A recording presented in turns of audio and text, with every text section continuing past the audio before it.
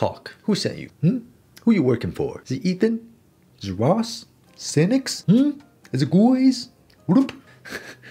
Anyways, welcome back, guys. In today's video, we're going to be turning your protagonist OCs into villains. We're going to take all of their goodness, their kindness, and we're going to...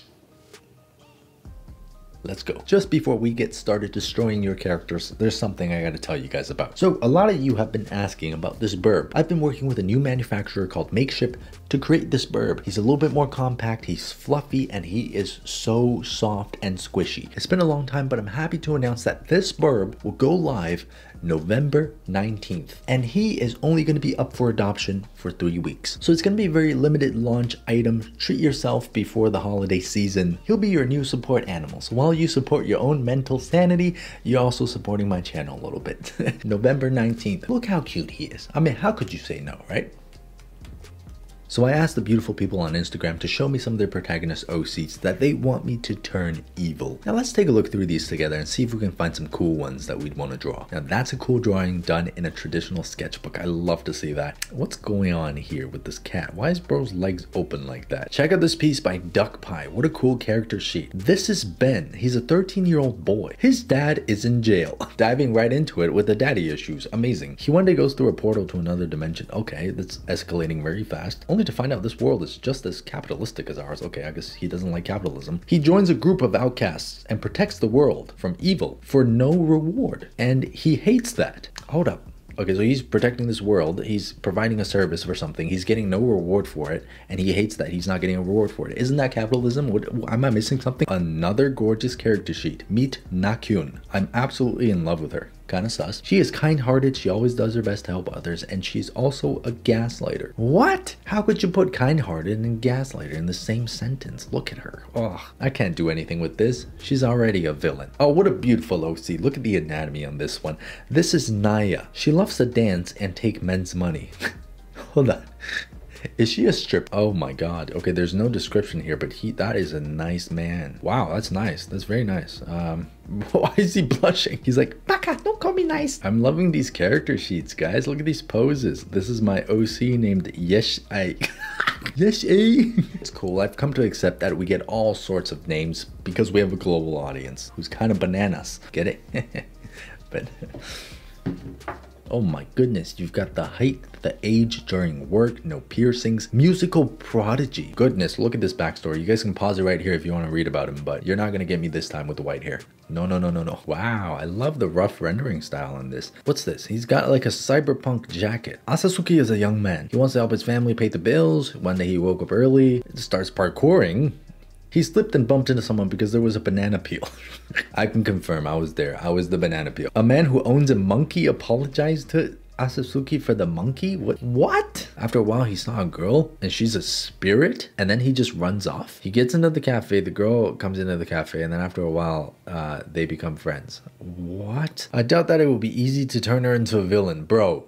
Try me. This is Sophia. She's an archaeologist. She one day discovers an artifact that allows her to travel through time. Ooh. She hides it because her former sponsor wants to use it in order to sell historical artifacts on the black market. If I were her, I would travel back through time to a period where there's enough documentation about the history of the world. I would just start telling the future to whatever civilization that I arrive at, and I will be heralded as the god, and I will rule the whole world. Oh wow, look at this orange cat. She has no name yet, but her backstory is that she travels with her tiger, traveling the world, all to band a group of warriors to avenge her tribe that was murdered. Okay, and this guy keeps putting all of his work in my hashtags. Look, let's have an intervention, all right? This stuff is quite literally the most AI art to have ever AI arted. One single look and you can tell this is AI, and it does seem like it's ripping off of quite a few well-known artists here. So I don't want to disparage anyone here. I don't want to hate on this person, but you've been posting a lot of your work in my hashtags and trying to pass it off as something that you did, which is clearly not. Seriously, look at this hand. Check out these comments. Dude, it's so gorgeous. I want to see the process of this. Could you please post that? Bro, I don't have enough time to post a process video and all this stuff like reels since I'm giving a lot of time to create artwork. Bombastic side-eye there. It takes me an additional big amount of time to create process videos by editing. It literally does not. You just record your screen. I stopped doing that and it gave me more time to create beautiful art. I know we're taking a big detour here, but people need to stop lying to people about this stuff. Look, completely avoids the question. Here's the thing though. I know you're watching this video right now. Go back down on your profile and see your original work. Look, dude, this is why it's an intervention. You're not a bad artist at all. This is great. You clearly know your colors. You understand your subjects. Look at that. And look at this. This is great. This is fantastic. This has infinitely more character than AI generated content like this, where they don't even know that a fence is supposed to be straight. Keep pursuing your art. You can draw. You can do this. Alright, so after some thinking, I've picked out my characters, and the first one we're going to be turning into a villain is the girl without a name whose clan was murdered and she travels the world seeking revenge. She looks like a Freya to me. I'll call her Freya. So the first thing I'm going to do is come up with a sketch for both herself and her tiger. I'm trying to include both of them in this drawing. This tiger is going to have some wild teeth here. I'm going to have her just posed down here like this next to the tiger. I feel like her story could be really interesting. I mean, imagine your whole clan gets destroyed, wiped out. How would you feel? I think it'd be very hard to stay a protagonist after that. Maybe the story could be about an expansionist empire that ventures into her land and tries to subjugate its people. And it seems like she lives in a village or something, so maybe her people are very spiritual. They have a connection to the land, and maybe her relationship with this tiger is a result of that. But when this tribe was killed by this invading empire, she uses her connection with nature as a means for revenge. So with this tiger and other supernatural beasts, she goes on a rampage. But through many old stories and tales, her tribe warns against using these natural powers for the sake of vengeance, because those who have done it in the past lose their minds and they forget who they are. And ever since she sent herself down this path, she's become just a husk of her former self. And this is where our story begins, with a few of her other surviving tribe members trying to find her and bring her back. That's a pretty good story, right? And during the time that I've told that story, here's our sketch. I love it. I feel like this would be a sick tattoo. This is where we're going to start adding some colors. So I've got a few different options here. We can either keep the tiger the way it is, or we can make it a white tiger. Once again, I've fallen victim to the white hair. And for most of my rendering that you guys are going to see on Procreate, I'm just using the default round brush. You know, I just love the versatility of this round brush. You know, it's got a hard edge. It's got a fading look if you apply pressure opacity. Really good brush. So I do like the color scheme of this character. I think we'll keep it exactly as is, with a red color for her hair. Oh yeah, look at that. I mean, her colors just become so much punchier when the giant tiger becomes a little bit more muted. Now I think I'm going to take some of this red from her hair and try to move it into the tiger's mouth area. And this is something that you guys can try to do in your work as well. So when you have, for example, two characters in a scene, or maybe a character in an environment, remember that it's always good to steal colors from yourself. If you've already put down a color, like this red for example, it doesn't hurt to incorporate it into other areas of the painting where you're also going to see a red. Because see, what this does is it creates a certain sense of harmony within your painting. Oh my, look at the teeth on this big boy. That's scary. Shiver me timbers, I'm terrified. The reason I didn't give her an iris is because I'm going to make her eyes all white. Why, you ask? Well, number one, because it looks cool, and number two, because she's lost her mind. She is only a shell of her former self, but the only thing that can bring her back is friendship. The power of friendship. I'm gonna add in some eyebrows here. I feel like not having an iris in your eye just makes you look that much more intimidating. It's like you don't have a soul. You look like a shark. Clipping mask and set this to multiply. This is gonna be our shadow layer. So she's gonna be kind of peeking out of the shadow into the light. And I also wanna have this tiger sticking his face out from the shadow into the light. That's nice. That's cold. That's frozen. That's frigid. This is Canada in January. Give him a little boop. All right, look at that. So maybe some stripes now.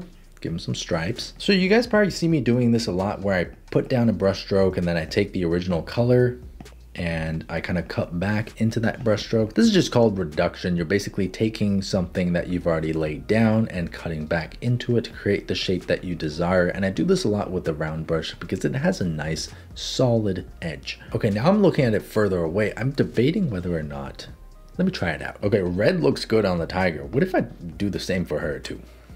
Just imagine you're a soldier hired by the Empire. You're traveling through the forest with your buddies, and you just see these eyes piercing through the darkness looking at you. Oh my god, I would poop my pants. Oh, it'd be a big mess. And just to finish this off, it ain't a villain without a little bit of blood. I'm not gonna make it super detailed because I don't want YouTube to think I'm promoting violence, but think of it as like a decorative element, huh? She's gonna get the same treatment here. Maybe she eats people after she kills them. I don't know. They look so cool. I would let them eat me any day. Okay, let's give her some tribal tattoos and markings here. So because of her using this power and this connection that she has to nature to enact vengeance, she's lost her mind, she's lost her sanity, and this darkness is grabbing a hold of her, and these markings indicate an individual who has fallen. But you know what? She still has time. Maybe her remaining tribesmen can still find her before these markings and this insanity consumes her forever. Okay, so now that most of this drawing is done, what I'm going to do is I'm going to go back in with the default 6B pencil in Procreate. I like using these default brushes just to show you guys that you don't need fancy brushes to make good drawings. So I'm just taking this brush, coming back in here to clarify some of these details, because obviously I've drawn this character really fast and really loose. There's a lot of areas that are kind of wishy-washy, and I just want to make some of this a little bit more readable. Okay, so there's going to be some hair from the tiger's chin, and there is our first character drawn as a villain. I'm really happy with how this turned out. This is exactly what I was going for. You know, I want her and her beast to look like an absolutely formidable duo that you just do not want to see when you're out and about in the woods. They're the demons that haunt these forests. All right, let's do another one. Who's next? Who's next? It's gonna be Asasuki and Fina. So this guy, he's got a pretty crazy backstory. So he's supporting his family, he's working a job, and one morning he trips on a banana peel and a man with a monkey apologizes to him, and then he starts seeing a ghost. Yeah, I don't know either, but we'll work with it. We'll find a way to work with this. So in my canon version of Asasuki's story, he sees this spirit because he hit his head so hard on the ground that it shook his brain into an alternate dimension.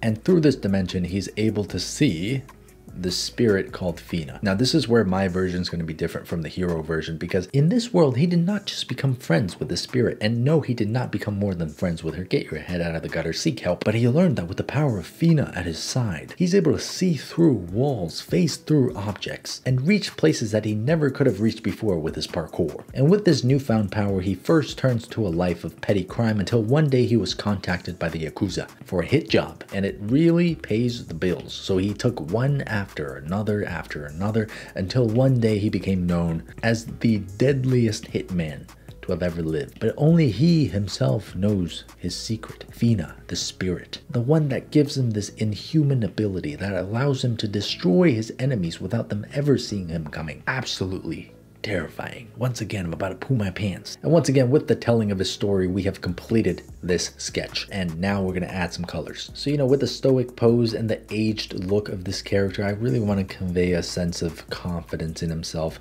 that he's been doing this for so long that nothing can really faze him anymore. And all of this craziness happened because he tripped on a banana peel. Amazing. For this character, for the villain version of him, I think he's going to keep his jacket just as a reminder of where he came from. I mean, Asasuki, man, he's a sentimental guy. What can you do? He's the type of guy to be killing you and questioning the meaning of life at the same time, you know? There's the red headband. All right, now let's add some shadows.